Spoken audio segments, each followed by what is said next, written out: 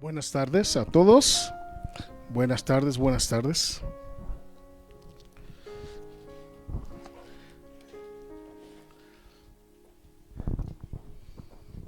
Pues ya escuchamos, ya sabemos, estamos recordando la última semana de vida corporal de nuestro Señor y Salvador Jesucristo, y pues yo no puedo dejar de acordarme, como dice la canción, parece que fue ayer, que yo estaba en mis 18 años y las primeras veces que me daban el lugar para predicar, pues fue en la Semana Santa, y era algunas de las 7 palabras, porque antes pues era muy tradicional y era muy importante recordar las 7 palabras. Y a medida que ha ido pasando el tiempo van cambiando las cosas, y algunas cosas que son buenas se van perdiendo y otras cosas que no son buenas van tomando fuerza, y así pasa en la vida. Pero se me hace a mí muy llamativo la cuestión de que pues, ahorita ya hace 42 años de eso, y yo digo, qué rápido se me escapó la vida. Ya se me escapó la vida. A todos se nos escapa la vida en un abrir y cerrar de ojos, bien rápido. Primero somos jóvenes y luego ya somos adultos cuidando niños, y luego ya somos gente mayor, y después de eso pues regresamos. Ayer con unos hermanos platicaba que Dios, pues Él no ve las cosas como nosotros. Él nos ve, nos ve a nosotros desde que nacimos, crecemos, somos adultos y morimos, y todo nos ve en una sola imagen, porque Él ve todo completo. Él ve todo completo. Nosotros vamos viendo por pedacitos, vamos viendo hacia adelante, y lo de atrás a veces se nos va olvidando, pero Dios nos ve en toda, ahora sí que en todo nuestro esplendor y en toda nuestra plenitud, desde antes de que llegáramos aquí hasta después de que nos vayamos de aquí, y nadie escapa de eso. Sea bueno o sea malo, sea rico, sea pobre, sea hombre, sea mujer, todos absolutamente estamos regidos por un creador. Y ese creador y su Hijo Jesucristo, en su grande amor, cuando veía que los hombres continuamente estaban orientados hacia el mal, Él fue quien dijo: voy a hacer un plan para que se salven. Y por eso es que estamos aquí el día de hoy.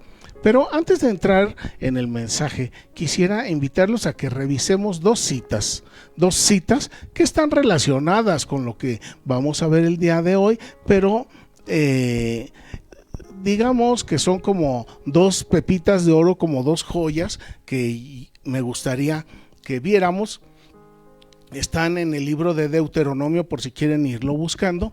Y es que ahorita con estas dos citas, lo que yo estoy tratando de darles a entender a ustedes es que toda la vida de nuestro Señor Jesús fue el cumplimiento de algo que se había predicho. Su nacimiento se predijo, su forma de vivir se predijo.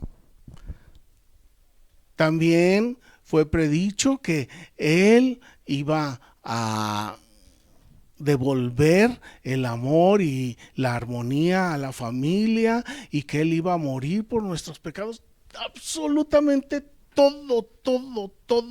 todo con relación a nuestro Señor Jesús fue predicho. Y en estos términos, en la Biblia, ustedes saben que la tenemos dividida en dos partes: el Antiguo Testamento y el Nuevo Testamento.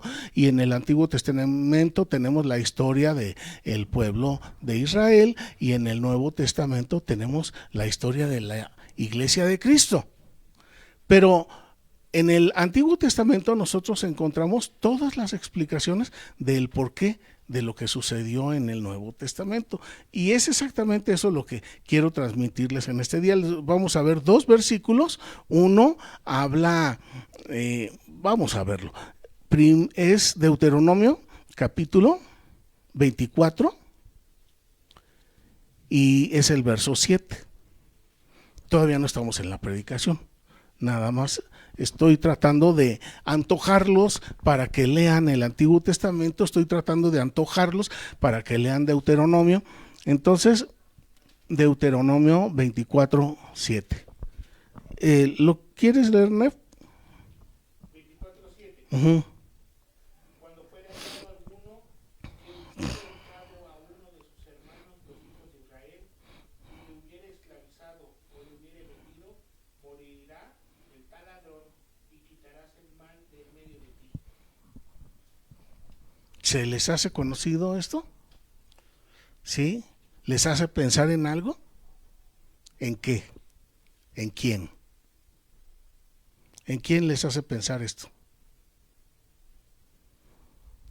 Dice, cuando fuere hallado alguno que hubiere hurtado a uno de sus hermanos, los hijos de Israel, y le hubiere esclavizado o le hubiere vendido, morirá el tal ladrón y quitarás el mal de en medio de ti. ¿En quién? ¿A quién le recuerda este verso?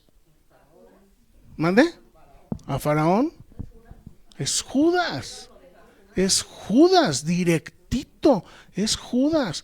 Judas vendió a su hermano israelita, Jesucristo. Y luego yo me pongo a pensar en lo que terminó Judas, pues era una consecuencia lógica por lo que él había hecho. Pero cuando yo leo esto en el Antiguo Testamento, entonces entiendo con mayor amplitud lo que hizo Judas, la gravedad de lo que hizo y la forma en que terminó su vida.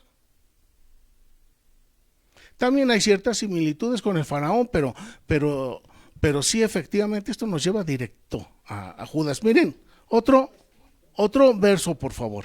Otro verso, por favor. Ahí en el capítulo siguiente, que es el 5, en el verso 3. Deuteronomio 5:3, ¿qué dice? Se podrá dar cuenta azotes, no más, no sea que si lo hieren con muchos azotes, más que estos, se sienta tu hermano envilecido delante de tus ojos. Uh-huh. Sí, gracias. Se podrá dar 40 azotes, no más. No sea que si lo hieren con muchos azotes, más que estos, más de 40, se sienta tu hermano envilecido delante de tus ojos. ¿Y esto qué les recuerda? El martirio por el que pasó el Señor Jesús. Y a Jesús le dieron 40 azotes, sí, pero no solamente le dieron 40, le dieron hasta que se cansaron, hasta que la sangre brotaba por todo su cuerpo. En otras palabras, ¿qué le hicieron? Lo envilecieron. Y aquí está la cuestión, y lo grave de todo esto es que no había un motivo, no había una causa, no había una justificación para hacerle esto al Señor Jesús.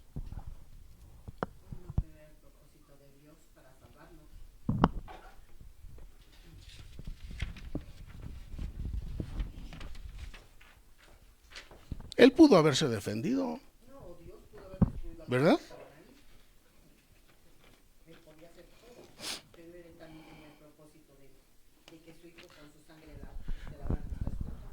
Pues es que el asunto es que El Señor Jesús tomó el lugar que nos correspondía a nosotros. Hace rato decía Nef, todos somos acreedores a eso, menos él, porque él no dio motivo. Pero solamente así podíamos ser salvados, porque una sangre pura podía salvar, o sea, salvar el pecado. Y no hay nadie puro más que Jesús. Pues es que un inocente tuvo que pagar por usted y por mí, por todos. Un inocente. Y eso es lo que muchas veces no alcanza a entrar, no digo solamente en nuestra mente, sino en nuestra alma, en nuestro espíritu. Que de todos modos, hermana, si nosotros fuéramos a ser azotados y fuéramos crucificados, eso no sería suficiente. Porque es un justo premio o una justa retribución a nosotros mismos. Pero Él es el único que no. Él es el único que no pecó. Él es el único que no respondió mal por mal. Él es el único que bendijo cuando lo maldijeron. Cuando allá en el tiempo de Noé, Dios vio que los hombres continuamente estaban inclinados al mal, Él fue que dijo, voy a limitar el tiempo de vida de los humanos, porque por más que viven, no se pulen, por más que viven, no mejoran, por más que años que pasen, en lugar de mejorar, van empeorando, porque al principio pues eran vidas de 1200 años, de 1000 años, qué rico, ¿no? Por un lado qué rico, pero por el otro lado pues no tan rico, porque si de todos modos seguimos haciendo el mal, pues de qué nos sirve vivir tanto, vamos a terminar mal, y eso fue lo que Dios dijo, no, por sí mismos no se pueden pulir, no pueden mejorar, por sí mismos no pueden. Entonces ahora necesitamos nosotros entrar y hacerlo, es decir, como pagar para que ellos puedan ser absueltos, pagar la condena. De todos modos, sobre nosotros pesaba una condena y un acta de decretos, así como lo dice Pablo, para que nosotros no entráramos a la gloria de Dios. Pero ahora que el Señor Jesús ha pagado y que ahora nosotros, no por nuestros méritos, no por nuestros actos, sino por los méritos y los actos del Señor Jesús, ahora ya nosotros tenemos el acceso, y esa acta de decretos y esa sentencia fue echada al fondo del mar y olvidada, y ahora nosotros somos contados como justos, siendo que el justo es Él. Somos contados por santos, siendo que el santo es Él. Bueno, vamos a repasar el día de hoy las 7 palabras de este mensaje de la crucifixión, y después vamos a hacer algunas consideraciones respecto a la 4ª palabra, que es Elí, Elí, ¿por qué me has desamparado? Pues bien, entonces vamos a empezar con las 7 palabras. Me gustaría preguntarles si alguno de ustedes de pura casualidad se la sabe. Y esto es otra tarea de examen para entrar al cielo. Y cada vez que pregunto los 10 mandamientos, se supone que todos nos los debemos de saber. Y la verdad es que veo que no, ¿quién sabe por qué? ¿Quién sabe por qué nos negamos a aprendérnoslos? Es más fácil vivir sin ley que vivir con ley, ¿verdad? pues, más a gusto. Y con los mensajes o las palabras del día de la crucifixión también es algo muy muy parecido. Todos nos las sabemos porque nos las han enseñado hasta el cansancio, pero no nos las sabemos de memoria. Entonces vamos a ver, la primera palabra la encontramos en Lucas 23:34.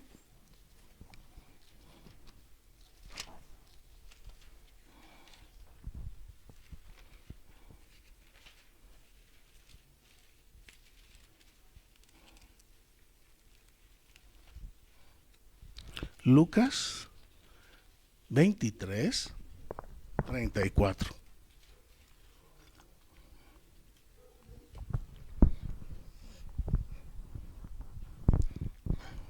¿Ya estamos ahí?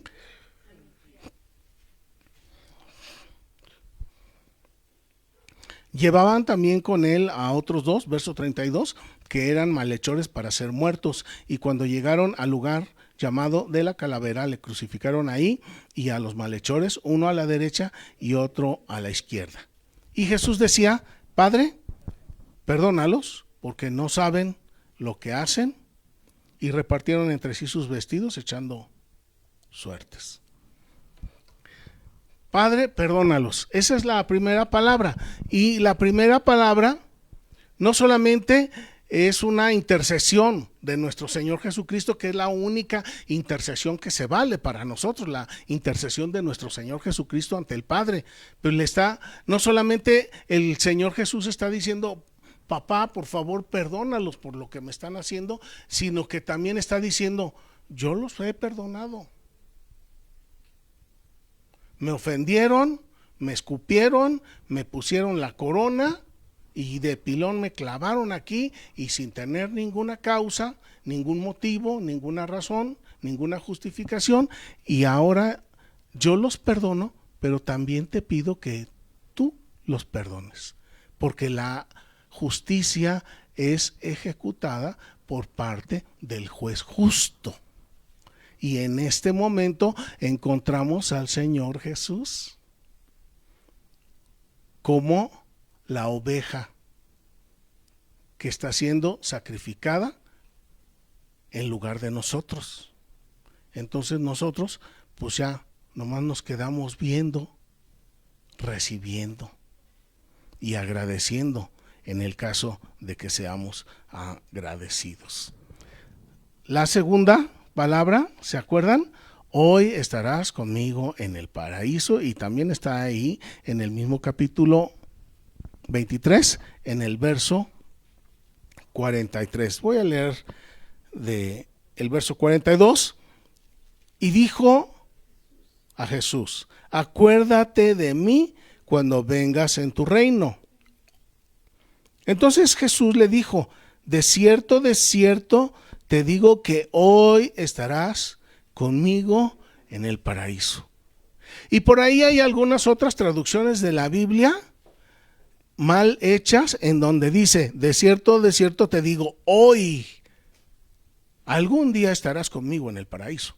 Pero no, el Señor Jesús está diciendo: de cierto, te digo que hoy estarás conmigo en el paraíso. El malhechor estaba a punto de morir, el Señor Jesús estaba a punto de morir, y mucha gente dice y piensa, porque nos gusta pensar que a la hora que cerramos los ojos vamos a el lugar del silencio a esperar, pero aquí claramente el Señor Jesús le está diciendo: te aseguro que hoy estaremos en el paraíso. En el momento en que nosotros cerramos nuestros ojos, mis hermanos, en ese mismo instante somos bienvenidos en el paraíso. El Señor Jesús nos promete una vida eterna, una vida nueva, una vida feliz, pero no es después de que pasemos por el silencio o a eso que manejan de el purgatorio, que aquí no existe en las Sagradas Escrituras. Aquí claramente el Señor Jesús le dice al ladrón, fíjense, era un ladrón, era un hombre malo y que merecía ser muerto de esta manera, y ahí, por el simple hecho de creer, en el sacrificio de Jesús, no más con eso. ¿Qué regalo le tocó a él? ¿Y qué regalo me tocó a mí? ¿Y qué regalo les toca a cada uno de ustedes? Nada más por creer en el Hijo de Dios, en su sacrificio, nada más por eso ya tenemos nuestro boleto para entrar al paraíso. La tercera palabra nos habla acerca del amor de la familia y está en Juan 19. Juan capítulo 19.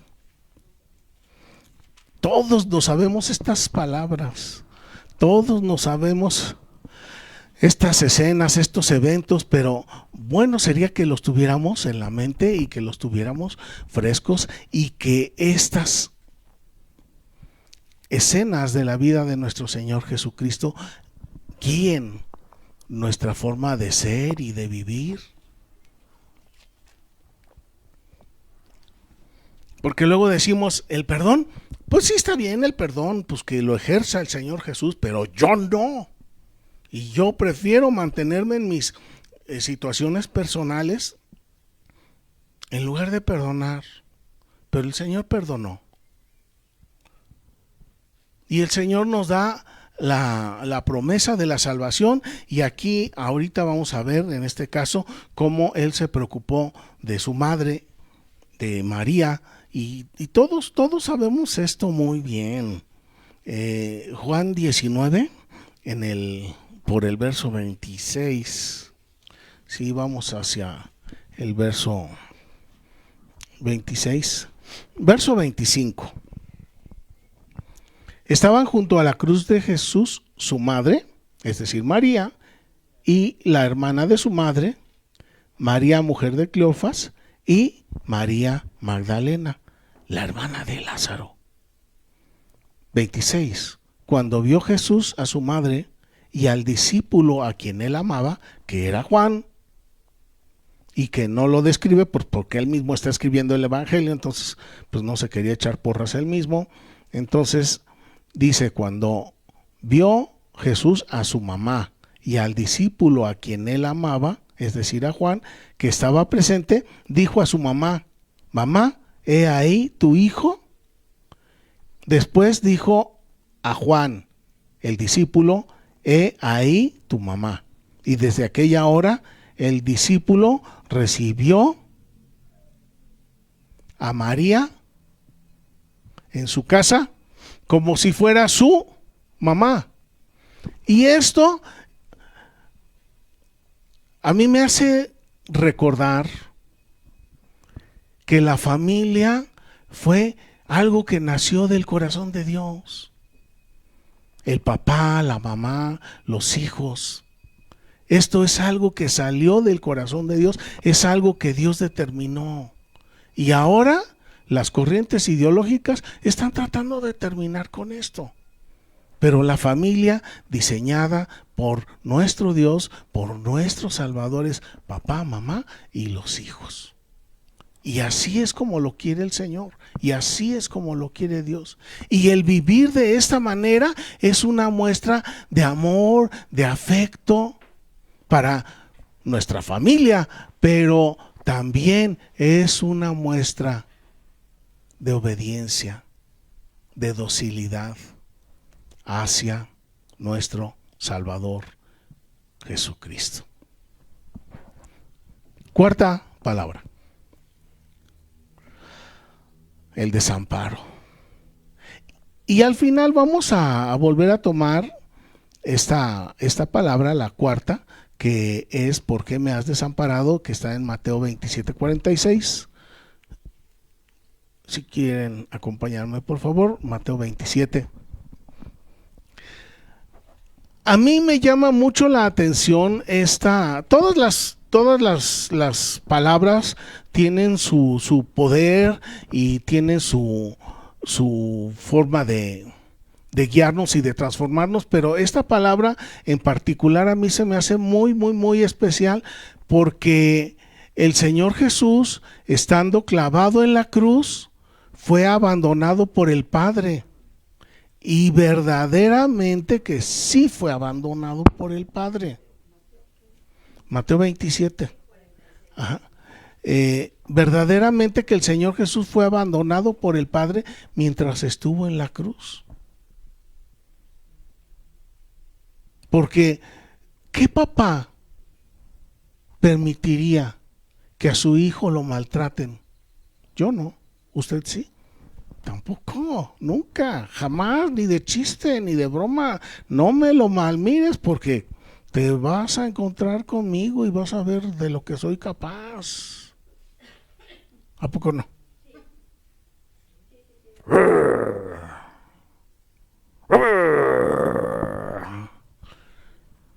Pero el Padre se detuvo. Y el Padre se detuvo y a mí me hace pensar. A mí me hace pensar que realmente vio, en lugar de ver a su hijo, me vio a mí. Era Jesús, pero con cara de Alejandro. Era Jesús, pero con cara de usted. Y entonces sí entiendo que Dios lo haya desamparado por un momento, lo haya abandonado por un instante. Entonces, Mateo 27, 46, más o menos por el verso 46. Sí, aquí dice: cerca de la hora novena, Jesús clamó a gran voz diciendo: Elí, Elí, lama sabactani. Esto es: Dios mío, ¿por qué me has desamparado? Si está hablando de desamparo, pues es que se sintió desamparado. No creo que esté jugando. Realmente se sintió solo. Realmente sintió el peso de la culpa. ¿De quién? Mía, de usted. Y que si se sintió desamparado, ahorita al final vamos a ver una cita en donde nos habla acerca de ese desamparo y quizás hasta usted llegue a identificarse con el desamparo. Vamos a ver la siguiente palabra que habla acerca de la humanidad del Señor Jesús. Regresamos a Juan.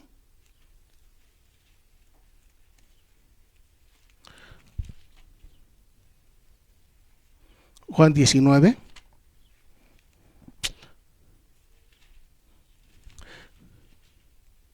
No sé si alguno de ustedes cuando eran jóvenes estuvieron en el viernes de crucifixión, y mi esposa sí, y el mensaje de las 7 palabras era un mensaje de 2 horas, ¿verdad?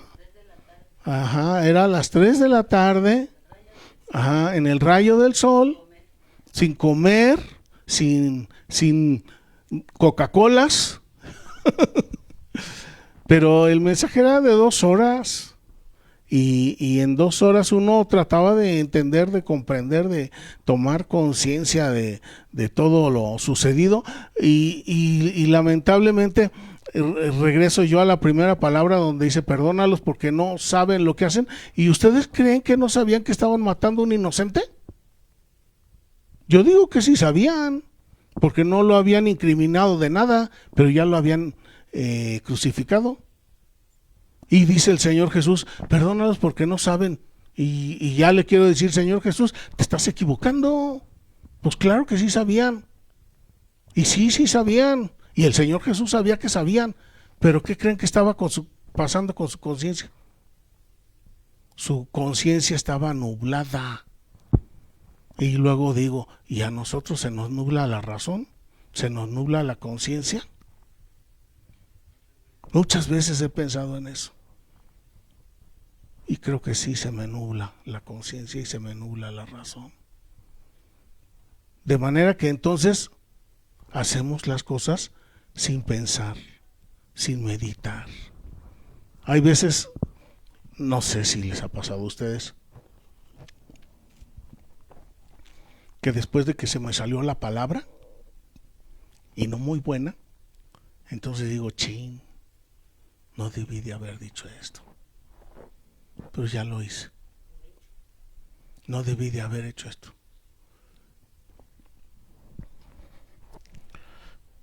Estamos en la humanidad de nuestro Señor Jesús y también en el momento de la humanidad nuestra.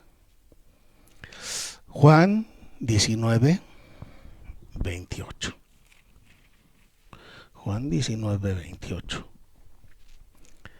Después de esto, sabiendo Jesús que ya todo estaba consumado, dijo, para que la escritura se cumpliese, tengo sed. Y el tener sed, pues habla de una necesidad física. Igual habla, no le preguntaron en ese momento, pero seguramente el hambre pues se le fue por tantos golpes y tan mal rato que lo hicieron pasar. Y el sueño pues también se le pasó. Pero aquí nos está hablando de que el Señor Jesús fue verdaderamente humano. Fue tan humano como humanos nosotros. Hay quienes dicen, no, pues es que no es cierto, él no era un humano, él era un fantasma, él era una aparición. Sí, pero a un fantasma no se lo pueden agarrar a fregadazos. A un ser humano sí. Un fantasma, pues no creo que se eche sus tragos de agua. Un fantasma, pues no va a probar el vinagre. Pero él fue completamente hombre. Y como completamente hombre, en todos los aspectos de su humanidad, él fue probado y fue tentado. Igual que nosotros somos probados y somos tentados. Pero nosotros, de una o de otra manera, cedemos a la tentación. Le decía el Padre a Jehová de los ejércitos, a su pueblo, cuando estaban saliendo y estaban de Egipto y estaban por tomar la tierra prometida, le dijo, por favor, no cometas los pecados de idolatría de los que vivían en la tierra antes de ti. Porque si tú cometes esos pecados de idolatría, entonces tú te vas a apartar y te vas a alejar de mí. Pero la gente no lo entendió y la gente no hizo caso y se fueron tras la idolatría, como lo que nos pasa ahora aquí en nuestra nación. La gente se ha ido atrás de la idolatría y ya dejan en segundo plano al único y verdadero Dios vivo.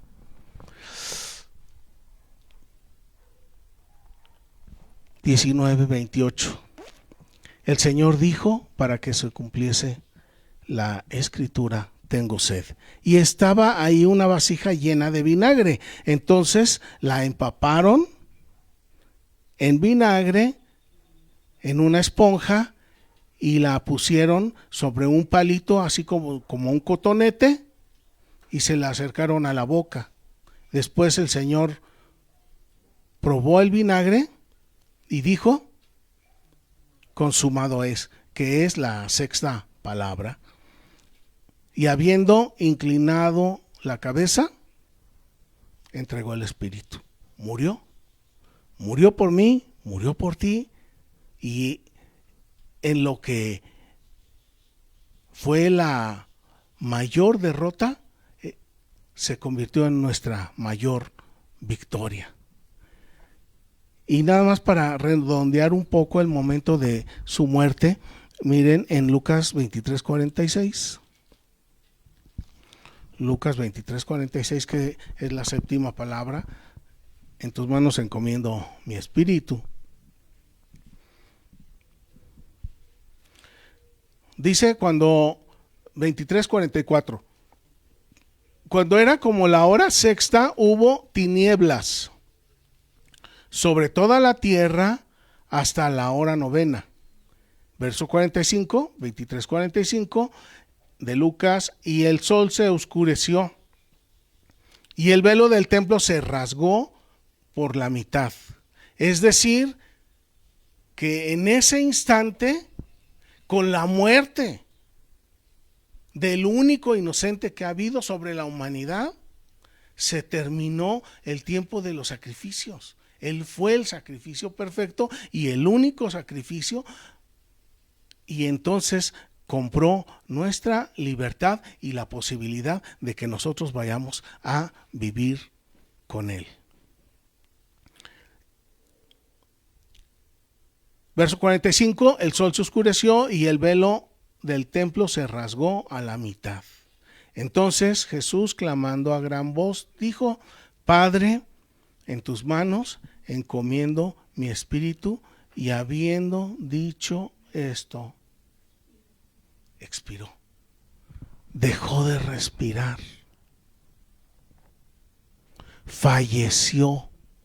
Murió. Su cuerpo dejó de latir.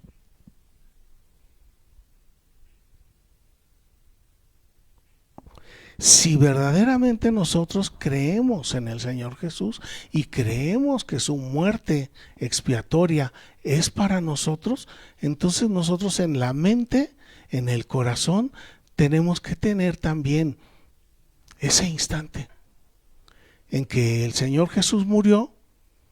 Realmente ahí el que murió fui yo, fue usted, fuimos nosotros. Y a partir de ese momento, ahora nosotros ya somos criaturas nuevas, somos nacidos nuevos. Antes era la inclinación a hacer el mal, ahora naturalmente tiene que haber una inclinación a hacer el bien. Y esto es algo que también va cultivándose en nosotros al estar en contacto y en comunión con el Señor.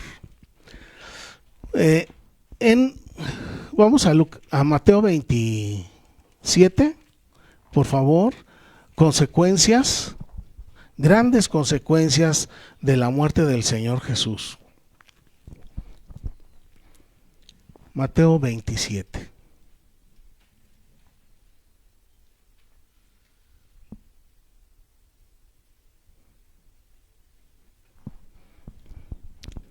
Mateo 27:50 dice: mas Jesús, habiendo otra vez clamado a gran voz, entregó el espíritu, expiró, y dice más adelante en el verso 51: he aquí el velo del templo se rasgó en dos, es decir, fue abolido el lugar santísimo, ahora ya con acceso para todos, y la tierra tembló y las rocas se partieron.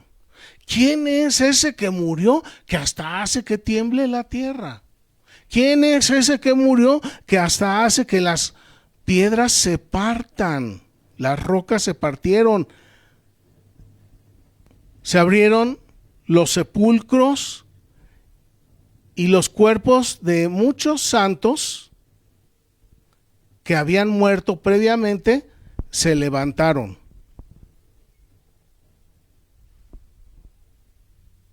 Ya se escucha que va a llover. Y saliendo de los sepulcros, después de la resurrección del Señor, vinieron a la santa ciudad y aparecieron a muchos.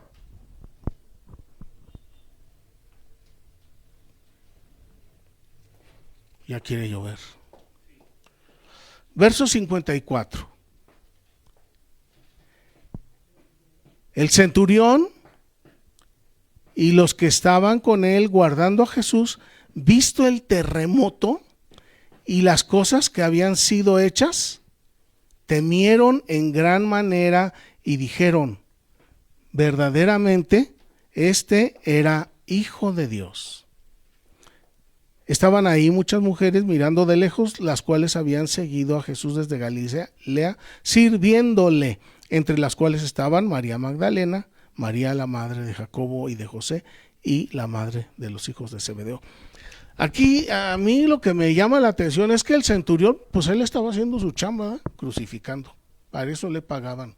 Y todavía a la hora que ve que hay terremoto,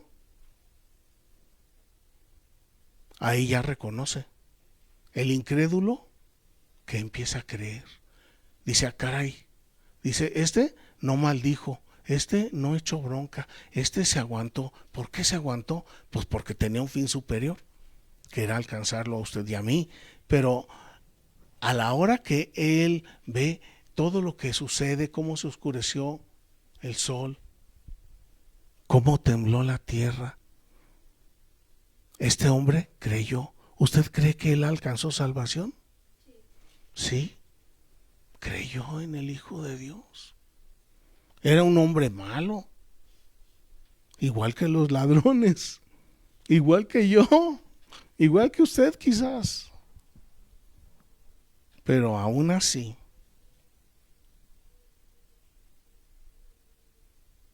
se abrió su mente y su espíritu y se dio cuenta que ese no era un hombre común, era un hombre muy, muy, muy especial, y él reconoció verdaderamente este era Hijo de Dios. ¿Hizo su oración aceptando a Jesús como Salvador? No, pero en su corazoncito creyó, y el haber creído en su corazón, eso transformó su vida. Qué sorprendente y qué hermoso y qué maravilloso. Regreso a ¿por qué me has desamparado? Y me llama la atención la palabra ¿por qué me has desamparado? La pregunta ¿por qué me has desamparado? Porque yo alguna vez sí le he dicho eso al Señor. ¿Ustedes? ¿Alguna vez? Señor, ¿por qué me has desamparado? Y muchas veces Dios no responde como nosotros queremos. Casi siempre. Y luego también me pongo a pensar, la verdad, pues yo soy un simple humano, un simple ingeniero, soy un simple pastor. ¿Qué tan amplio será mi conocimiento del mundo y del universo comparado con el dueño del universo? Pues nada que ver, nada que ver. Pero el Señor Jesús se sintió desamparado. Y yo también. Y quizás usted también alguna vez se ha sentido desamparado. Y muchas veces seguimos orando y seguimos orando y seguimos orando y seguimos orando. Y a veces no vemos la respuesta, o por lo menos la que nosotros quisiéramos, o como nosotros quisiéramos. Mire, tengo una cita aquí en Isaías. No es algo popular. El Señor Jesús nunca fue popular. No es algo fácil de escuchar. Mucho menos es algo fácil de aceptar.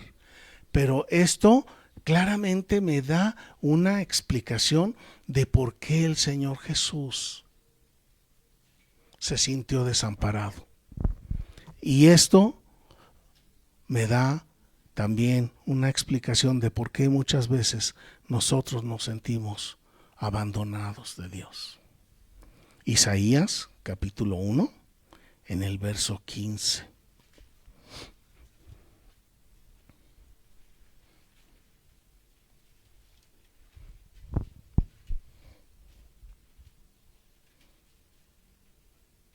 Ya estamos ahí, ¿verdad? Señor, ayúdanos para que entendamos bien esto. Cuando extiendan sus manos, yo esconderé de ustedes mis ojos. Asimismo, cuando multipliquen las oraciones, yo no oiré. Están llenas de sangre sus manos. Lávense límpiense. Quiten la iniquidad de sus obras delante de mis ojos. Dejen de hacer lo malo. Aprendan a hacer el bien. Busquen el juicio, la justicia.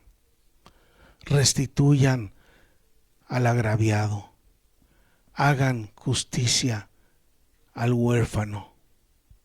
Amparen a la viuda.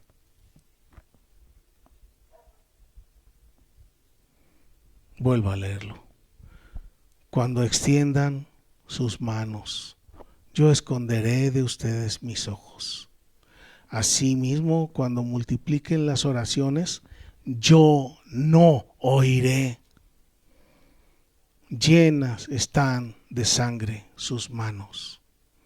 Lávense, límpiense, quiten la iniquidad de sus obras de delante de mis ojos. Dejen de hacer lo malo, aprendan a hacer el bien, busquen la justicia, restituyan al agraviado, hagan justicia al huérfano, amparen a la viuda. Y después vengan, dice el Señor, y estemos a cuenta. Si sus pecados fueren rojos como la grana, como la granada, como la nieve, serán emblanquecidos. Si fueren rojos sus pecados como el carmesí, vendrán a ser como blanca lana. El Señor Jesús fue desamparado. Sí. ¿Y por qué fue desamparado? Porque las cosas que yo había hecho se le cargaron a él.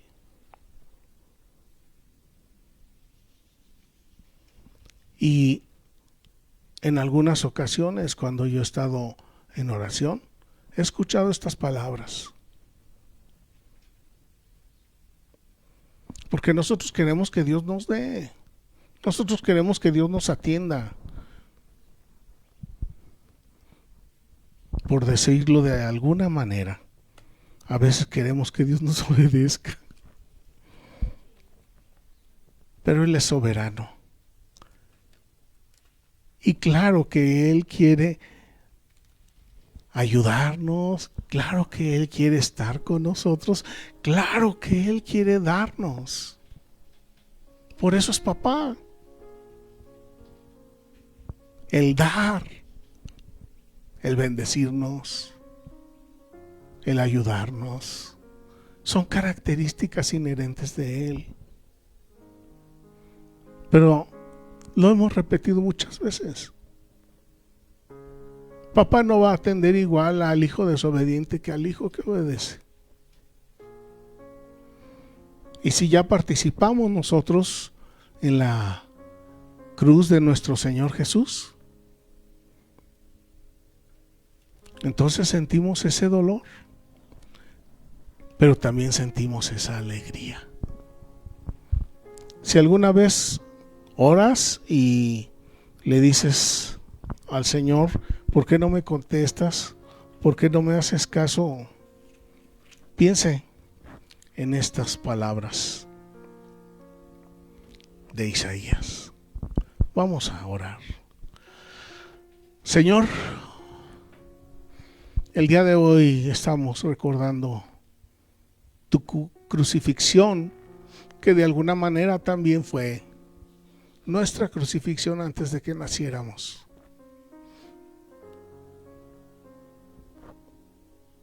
Tú conoces nuestra vida, Señor. Tú conoces nuestra boca.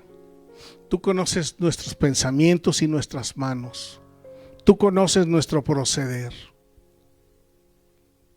Y la verdad es que tú, Señor Jesús, sí fuiste abandonado, desamparado por el Padre, porque en ese momento el Padre estaba viéndote. Con mi propia cara Era el cuerpo de Jesús, pero era mi cara.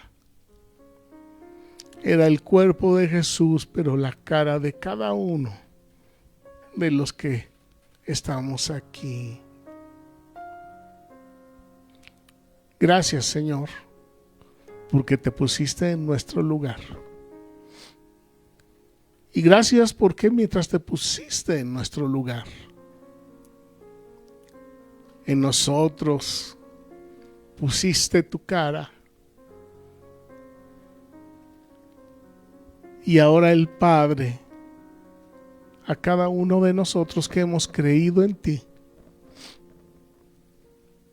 nos ve con la cara de su amado Hijo. Señor, te bendecimos. Y yo te ruego, Padre, que tu Espíritu nos ayude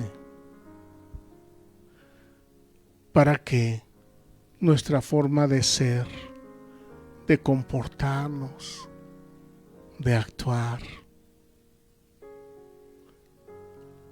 sea tu forma de hacer las cosas, Señor Jesús. Y gracias te damos por esta bendición en Jesucristo nuestro Salvador. Amén.